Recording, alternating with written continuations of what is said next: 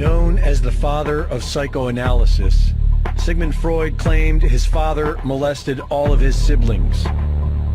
Freud was a cocaine addict, as well as a pedophile advocate, who taught that children sexually lusted after their parents, and that children who reported sexual abuse by adults had either imagined or fantasized the experience.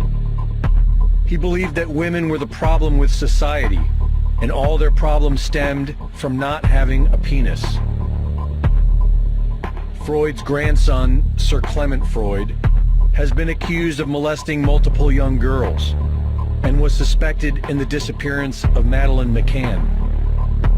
Sigmund Freud's sister, Anna Freud, whom Freud claimed was regularly molested and abused by their perverted father, gave birth to Freud's nephew, Edward Bernays, the father of propaganda. Bernays took his family's work in psychology and used it to help governments and corporations manipulate the minds of the public. Hired by the American Tobacco Company, Bernays manipulated women into buying more cigarettes by convincing them that smoking was a form of feminist liberation. During this propaganda campaign, he dubbed cigarettes torches of freedom. Thanks to Bernays and his family's twisted legacy, social engineering became big business. Modern psychology was used to exploit mankind's mental weaknesses, nurture the public's lower desires, and turn people into mindless consumers. Is it any surprise, then, that the great-nephew of Edward Bernays is none other than Mark Bernays Randolph, the co-founder and original CEO of Netflix? Does anyone really think this is a coincidence?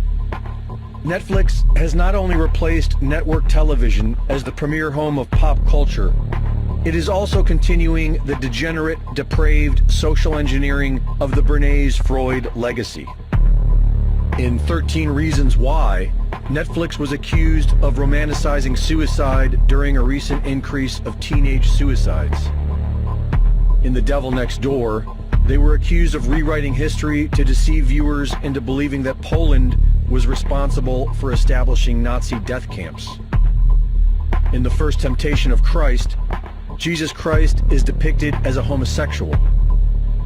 And a Texas grand jury indicted Netflix for depicting child sex in the movie Cuties.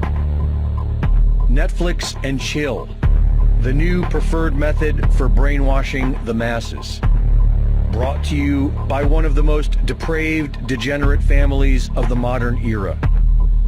Turn it off and wake up.